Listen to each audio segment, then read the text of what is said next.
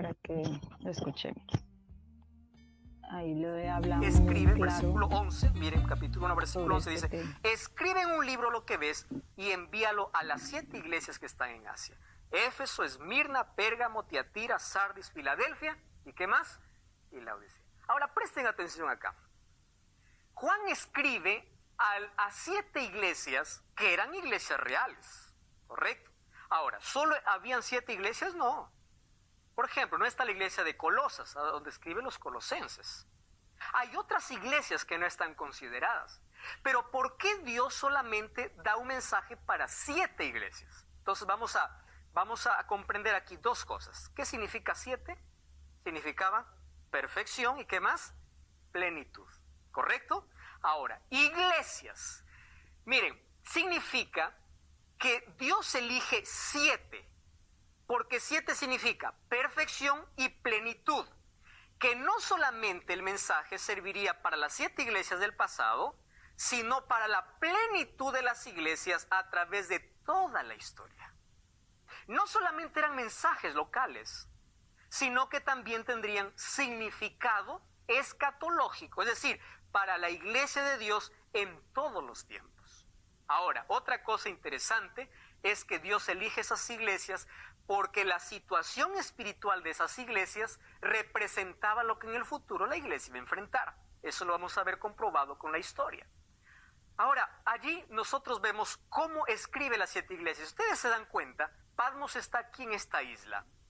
Y las cartas que tiene que enviar Juan están en un sentido horario. Es como si un reloj estuviese dando vuelta. Comienza con Éfeso, Esmirna, Pérgamo, Tiatira, Sardis, Filadelfia y Laodicea.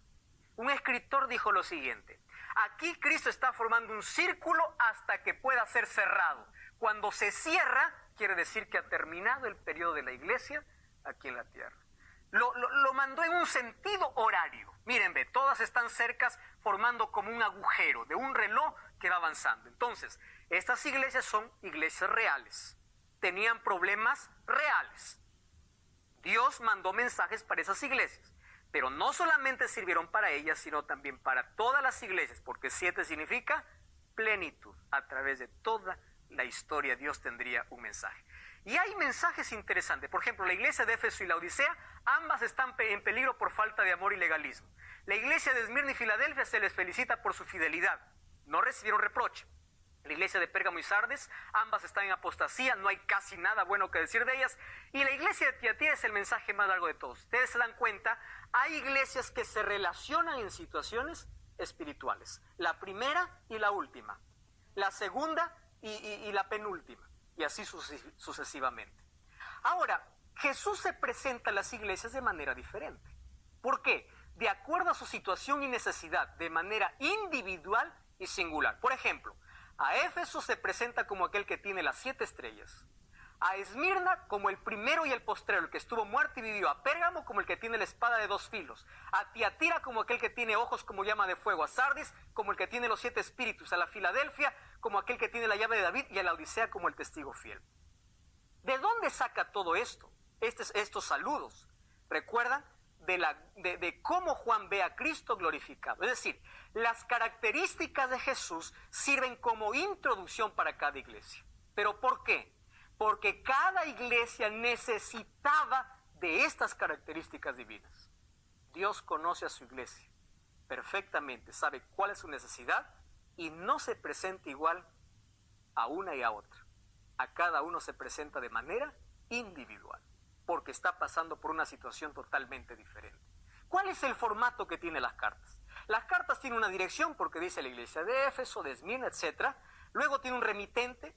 ¿Quién es el que escribe? Cristo. Allí dice yo soy y hay una característica de Cristo. Viene una evaluación porque dice yo conozco o yo conozco tus obras. Por ejemplo, Esmirna le dice conozco tu tribulación y a Pérgamo le dice yo conozco dónde moras, es en el trono de Satanás. Así le dice. Le da un consejo para cambiar su condición. Les invita a oír al Espíritu. Todas las cartas terminan diciendo el que tiene oído, oiga lo que el Espíritu dice a las iglesias. Y finalmente termina con una promesa. Ese es el formato de las cartas. Entonces, allí tenemos las 7 promesas. para las 7 iglesias. A Éfeso le promete el árbol de la vida, Esmirna la corona de vida, a Pérgamo el maná escondido, a Tiatira la autoridad sobre las naciones, etc. Hasta la Odisea le promete sentarse con Jesús en el trono. Para cada iglesia tiene una promesa totalmente diferente. Ahora, estas promesas están basadas en todo lo que el hombre perdió por causa del pecado. Lo que el pecado arruinó, Dios ahora lo restauró a través de sus promesas. Entonces vamos a analizar.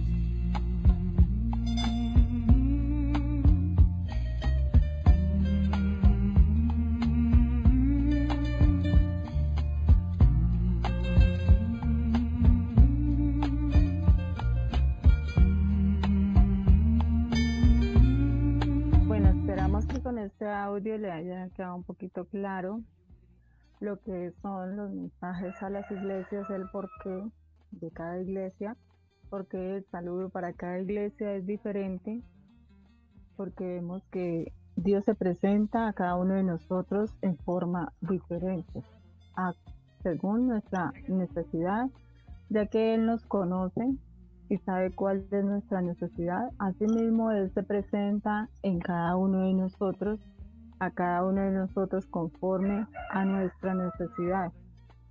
Él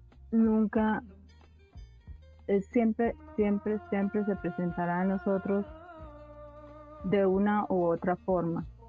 Si nosotros prestamos atención, Dios siempre está de nuestro lado y nos habla de una y otra manera, porque quiere presentarse en nuestra vida, en nuestro corazón, quiere que nosotros le entendamos su lenguaje.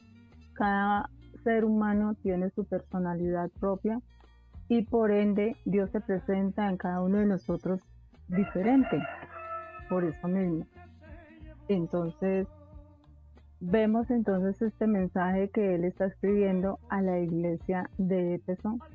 Él dice que conoce nuestras obras. Como les estaba diciendo al principio, estos mensajes no fueron solamente para la iglesia, las iglesias de ese tiempo, porque como ya lo escuchábamos, habían muchas más iglesias, excepto que estas fueron escogidas. Entonces vemos aquí que Él dice que conoce nuestras obras, conoce nuestro arduo trabajo, pero tiene contra nosotros algo. Dice que Él tiene contra nosotros una cosa muy importante que de pronto la iglesia ha ido olvidando y ha dejado de lado. Porque Él dice que tiene contra nosotros que hemos dejado su primer amor. Si cada uno de nosotros pudiéramos hacer un alto en el camino, estoy hablando con la iglesia, si cada uno de nosotros paráramos a hacer un alto en el camino, a pensar y a analizar bien, cuando el Señor nos rescató, cuando el Señor nos trajo a sus pies, de qué manera era como le servíamos, de qué manera era nuestra búsqueda, de qué manera era que nosotros buscábamos a Dios en todo tiempo y en todo lugar. De pronto nos hemos dejado enredar por los afanes de esta vida. Quizás el tiempo ha pasado y todo se vuelve como monótono, pero es en nuestra vida espiritual hablándolo. Pero somos nosotros los que hemos menguado poco a poco, hemos dejado, hemos olvidado ese primer amor. Hemos olvidado totalmente de dónde nos sacó el Señor, con cómo nos sacó Dios, cómo estábamos en el tiempo antiguo. Hemos olvidado todas las maravillas que Dios hizo con nosotros desde que nos sacó, desde que nos limpió, desde que nos transformó, desde que nos dio nueva vida con Él. Hemos dejado apagar la llama del Espíritu Santo en nuestra vida, en nuestro ser. Hemos dejado opacar esa llama que el Señor tiene encendida para nuestras vidas. Por ende, Dios nos recuerda en este texto bíblico. Recuerda, por tanto, de dónde has caído y arrepiéntete y haz las primeras obras, pues si no, vendré sobre ti y quitaré tu calendero de su lugar si no te hubieres arrepentido. Vemos entonces que somos antorchas encendidas, dice la palabra de Dios, que somos luz, que somos lumbreras. Y ese calendero es esa luz que Dios ha puesto en nuestra vida, en nuestro corazón, para que alumbremos a otras personas, para que alumbremos nuestro camino, nuestro sendero, para que no andemos en oscuridad, para que andemos con buena vista, con buena visión. Cuando el camino está oscuro, vamos por un sendero o un camino oscuro, siempre tendemos a llevar una linterna o prendemos la linterna del celular para mirar mejor el camino. A pesar de que cuando las tinieblas son densas, la luz de nuestros ojos se hace clara, pero cuando pisamos no pisamos con firmeza, porque no sabemos dónde estamos pisando. A pesar que podemos sentir el camino por donde vamos caminando sin luz, podemos dar un paso, pero lo damos con desconfianza porque no sabemos qué vamos a pisar. Entonces, sin esa luz, sí podríamos caminar, pero no caminaríamos con la misma certeza, con la misma firmeza con la que caminaríamos alumbrando nuestro camino. Asimismo es el Evangelio. Si nosotros no tenemos, si llega el Señor a quitarnos ese candelero, que es la luz que ilumina nuestros caminos, y vamos a caminar por el mundo a toda hora con desconfianza, no vamos a poder pisar firme, vamos a estar desestabilizados, vamos a estar de otra manera, y quizás Dios en este momento nos está recordando que debemos afirmar, que debemos limpiar, que debemos transformar, que debemos humillarnos delante de Él. Quizás hemos perdido esa costumbre sana de levantarnos a madrugada, a orar, a clamar, a postrarnos de rodillas, a estar delante del Rey. Y es momento de retomar ese camino, es momento de seguir adelante, es momento de llenarnos más de la presencia de Dios. Es momento de guardarnos, de que el Señor no nos quite ese candelero que tenemos cada uno de nosotros encendidos en nuestras vidas, ya que Él nos ayuda a dar luz en medio de la oscuridad. Podemos ser luz para cada una de las personas que nos rodean. Que el Señor nos guarde, que el Señor nos ayude para seguir adelante, que Él nos dé fuerzas nuevas cada día para continuar. Vamos dejando y vamos sacando en el nombre de Jesús todo eso que al Señor no le gusta. Venimos en una trayectoria de camino donde ya conocemos la palabra de Dios. Por ahí predicaba una hermana esta semana que decía, quizás la hemos leído 2, 3, 4 veces, ya no la sabemos de memoria, y por eso cree que ya tenemos salvación, y estamos relajados, y estamos echándonos aire, como decía ella, porque ya estoy completo, porque ya me he leído la Biblia 4 o 5 veces de pasta a pasta, y estamos dejando que esa presencia, que ese Espíritu Santo se apague. Estamos dejando que la presencia de Dios salga de nuestra vida, poco a poco y lentamente. Estamos apartando a Dios de nuestro camino. Estamos siendo nosotros superlativos con nosotros mismos y estamos caminando por inercia, porque ya no tenemos a Dios en cuenta para nada. Yo puedo, yo voy, yo hago, yo digo, yo canto, yo oro, yo esto y yo lo otro.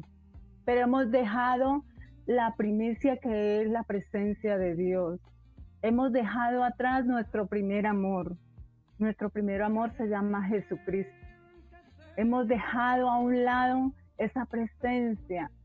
Hemos dejado de recibir esas gotas de bendición que el Señor nos da cada madrugada que nos levantábamos a clamar a Él.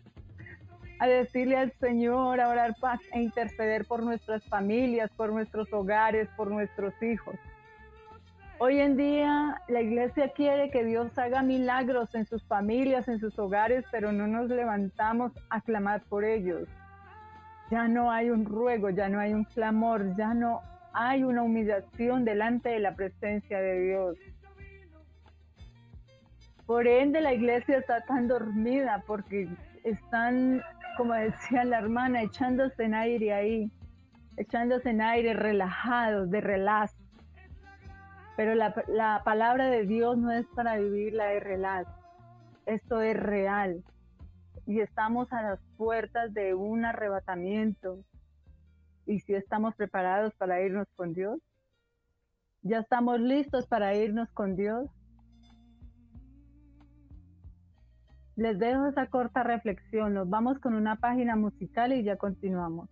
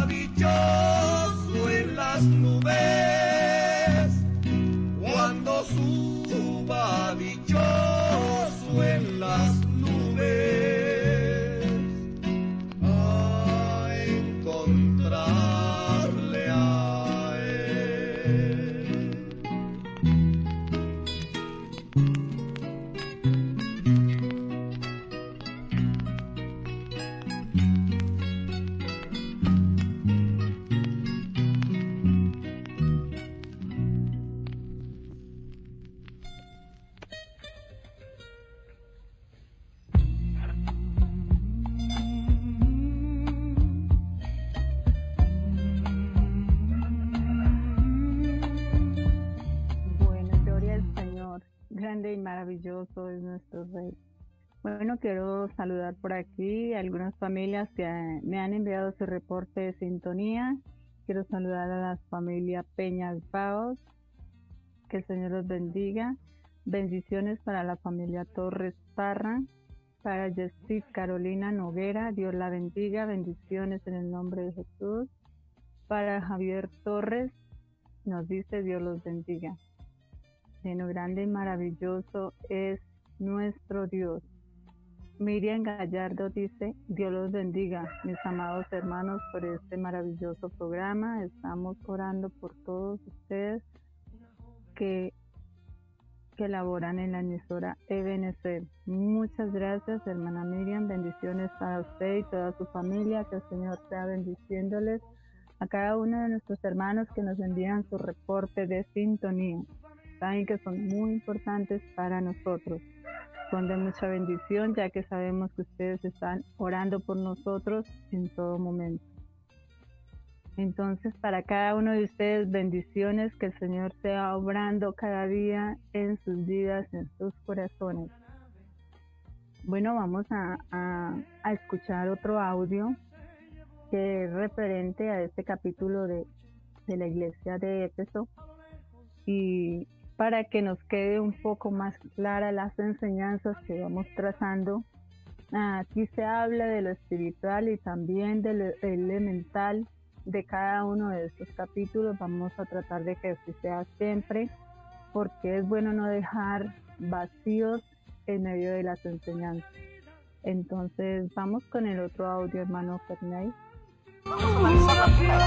Vamos a Apocalipsis capítulo 2, versículo 1. Dice, escribe el ángel a la iglesia que está, ¿dónde? ¿Cuál es la primera iglesia? Éfeso. Éfeso es considerada la ciudad principal, político, comercial y religioso. ¿Saben por qué? ¿Por qué religioso? Porque Éfeso tenía 2 templos para el emperador. Imagínense la idolatría que había ahí. Además, en Éfeso estaba el templo de Diana.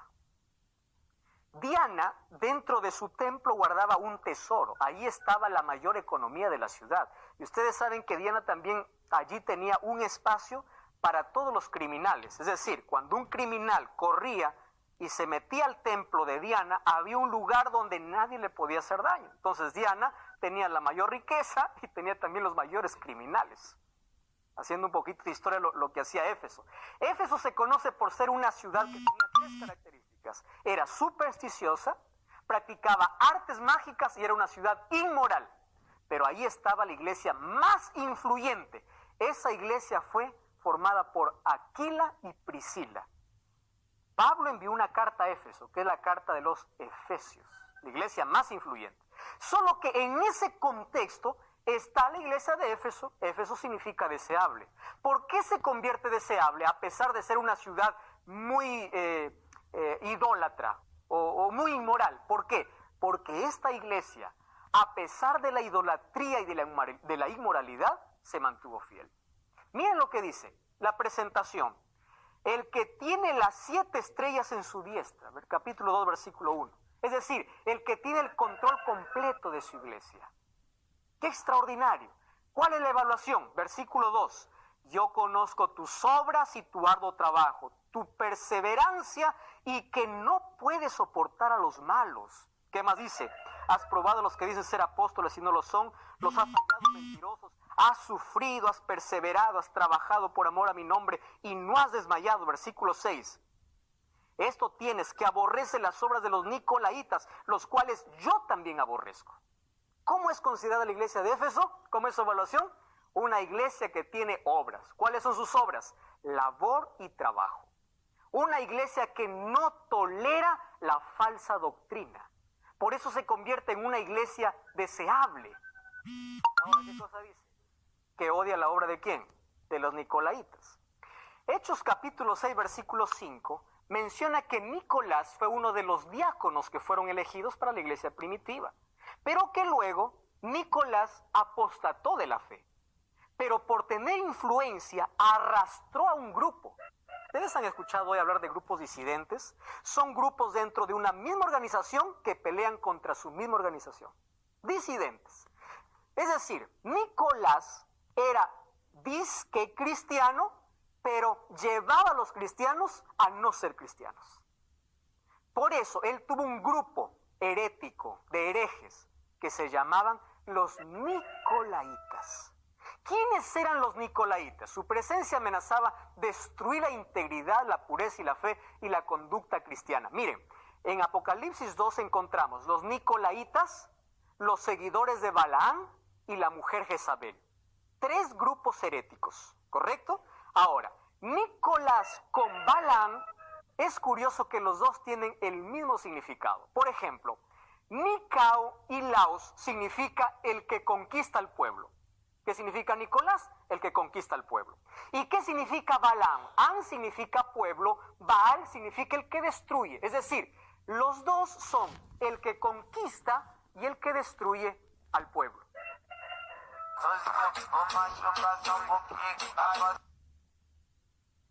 ¿Sabías que hay algunas palabras?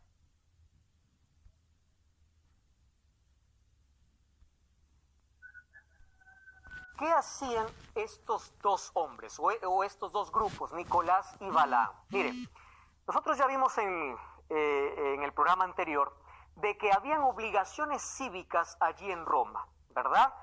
Parte de ellas eran las festividades religiosas. Las personas que no participaban de esas festividades entraban en ridículo, aislamiento social y económico. Es decir, si tú querías tener empresas o tú querías tener economía o estar bien económicamente, tú tenías que participar de las obligaciones cívicas. ¿En qué consistían las obligaciones cívicas? En que tú tenías que comer alimentos inmundos sacrificados a los ídolos y practicar también la inmoralidad, que era parte de su culto al emperador o culto a sus dioses.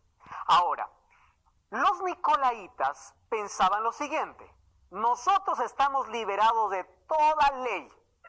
Ellos, ¿qué cosa confundían? Libertad en Cristo con libertinaje. Hay muchos todavía que hoy proclaman eso, ¿verdad? Tranquilo, tú puedes hacer eso, vamos a negociar un poco esto. ¿Por qué ser tan estrictos? ¿Por qué ser tan legalistas? Entonces los nicolaitas arruinaron a la iglesia diciendo: tranquilo, tú ya eres salvo por la gracia de Dios, tú ya estás libre en Cristo, Dios ya te salvó. Entonces eso contaminaba a toda la iglesia. Entonces la iglesia de Éfeso no toleraba a ellos. Ahora Dios se presenta y le dice: arrepiéntete. Miren lo que dice el capítulo 2, allí en el versículo 7 o versículo 5. Por tanto dice: mira dónde has caído y arrepiéntete y haz las primeras obras, porque si no te arrepientes, vendré a ti y quitaré tu candelabro. Es decir, tu iglesia, tu periodo dejará de ser. Ahora, es interesante, cuando le dice perdiste tu primer amor, se estaba refiriendo a un acto específico. ¿A qué cosa? Es que ellos, en el afán de mantener la pureza, estaban actuando con tanto rigor y se fueron a un lado. Es decir, ellos se fueron a romper su relación, es decir, a pegarse tanto a la ley y a descuidar el amor. La ley sin amor es legalismo, ¿verdad? Entonces, perdieron su amor entre sus miembros y su relación con Dios. Le dice: arrepiéntete. Tiene que haber un equilibrio perfecto. Arrepentir significa dar la vuelta en dirección a Dios. Arrepentimiento es: yo estoy caminando en una dirección, y arrepentimiento es darse la vuelta en la dirección correcta hacia Dios. Ahora, Dios le hace una promesa y es maravillosa. Apocalipsis capítulo 2 dice, versículo 7: al vencedor le daré de comer del árbol de la vida. ¿Dónde estaba puesto el árbol de la vida? En el jardín del Edén, ¿recuerdan? Por causa del pecado, Adán perdió el acceso al árbol de la vida. Ahora le dice: el paraíso restaurado es para el vencedor. ¡Qué extraordinario! Y la amonestación para la iglesia es: una religión sin Cristo no tiene valor. Quiere decir que mi relación con mis semejantes tiene que ser de amor cuando tengo una buena relación con Cristo. Ustedes saben que la relación vertical hace que nuestra relación horizontal pueda ser buena. Yo no puedo decir estoy cerca de Dios cuando tengo mala relación con mi próximo. De ahí viene la palabra prójimo, con aquel que está a mi lado, ¿verdad? Entonces allí la iglesia de Éfeso se volvió legalista, porque empezó a castigar a todo aquel que quería contaminar la pureza. Solo que se fue al otro extremo. El equilibrio fue lo que le estaba faltando. Bien, entonces allí habla acerca del primer periodo, que es la iglesia apostólica, es la iglesia de Éfeso. En la historia nosotros podemos reconocer que si hubo una iglesia que se mantuvo firme en la verdad, que estuvo con la pureza de la verdad, es la iglesia del primer siglo, la iglesia apostólica, aquella que prefería morir antes que negar su fe. En el año 80, cuando el Coliseo Romano fue inaugurado, 5.000 cristianos murieron y 10.000 animales. Los cristianos fueron muertos como animales para inaugurar allí el Coliseo. Pero era una iglesia tan pura, tan apegada a la verdad, que ellos preferían morir antes que negar su fe.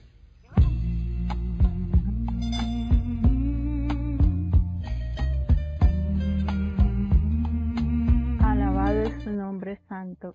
Claro que sí. Entonces vemos allí la historia, cómo nos relata este mensaje a Éfeso y nos describe cada una de sus partes y nos da más amplio conocimiento de lo que allí se vivía. También de cómo los primeros cristianos fueron como un acto de burla y de burlesco al morir en esa forma en la que les atributaron su muerte, solo para dar un comienzo a algo que, por la gracia de Dios, hoy no se ha perdido. Hoy no se ha perdido ese espíritu afable, esa fuerza de voluntad que el Señor nos da cada día para estar en su presencia, en su amor y en su misericordia. Y por más que ellos murieron, fueron nuestros mártires, nosotros hoy estamos aquí y estamos de pronto dejando apagar ese espíritu que Dios nos ha regalado, esa iluminación que Dios nos ha dado para brillar en medio de la oscuridad. Todavía falta mucha gente por venir a los pies de Cristo. ¿Estamos siendo tropiezo o estamos siendo luz para esas personas? Quiero pasar por acá un reporte de sintonía de Erika Marcela Ordóñez. Dios la bendiga. Orlando Estrada Ruano, bendiciones para usted. Gracias por sus bendiciones. Que el Señor sea bendiciéndoles grata y ricamente. De verdad que son muy importantes para cada uno de nosotros su reporte de sintonía. Y veamos el fin del mensaje. Ya escucharon la historia. Dice la palabra de Dios. Dice el que tiene hoy, pero tienes esto que aborrece las obras de los nicolaitas, las cuales yo también aborrezco. ¿Sí? Entonces era una iglesia que había perdido el primer amor y que aborrecía el pecado, aborrecía la maldad. Quería mantenerse intacta y como ya lo escucharon en la tradición de la enseñanza, por hacer más de pronto hicieron menos, fueron de pronto mucho más allá. Como habían perdido ese primer amor, pensaron que lo estaban haciendo bien porque lo estaban haciendo con sus propias manos, pero Dios es el que da la fuerza, Dios es el que nos sostiene, Dios es el que nos guía a toda verdad. Es en Él en quien nosotros debemos depositar nuestra confianza. Nuestro camino lo ilumina Él, nuestras fuerzas nos las da Él. ¿Y quién mejor que Dios, que conoce a su pueblo para guiarnos por el mejor camino? Quizás a veces estás haciendo alguna programación y nada te sale, todo te sale a la diversa, pero porque es Dios el que quiere guiar tu camino. Pero tú quieres de pronto, no, es que yo quiero así, pero Dios no quiere así. Así que tratemos de aprender a sentir a Dios en nuestra vida, busquemos la presencia de Dios, que es de la única manera que nosotros nos podemos dar de cuenta qué es lo que realmente quiere Dios en nuestra vida. ¿A dónde nos quiere llevar Dios? ¿Qué quiere Dios que hagamos? ¿Qué quiere Dios que nosotros fructifiquemos para Él? ¿Qué es lo que realmente quiere Dios con nuestra vida? Y cuando Dios te ponga un tropiezo en el camino, no es porque ese día te fue mal, sino porque Dios tiene un propósito con tu vida, con tu aliento y con todo tu ser. Dice, el que tiene oídos, oiga al Espíritu. Lo que el Espíritu dice a las iglesias, al que venciere le daré de comer el árbol de la vida, el cual está en medio del paraíso de Dios.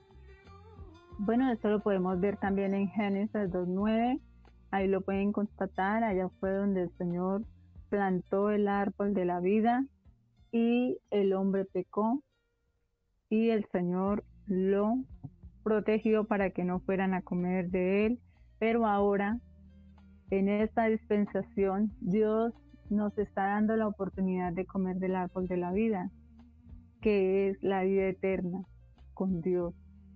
Es esa vida eterna que el Señor nos está dando a comer hoy para que entremos a reinar y a vivir con Él.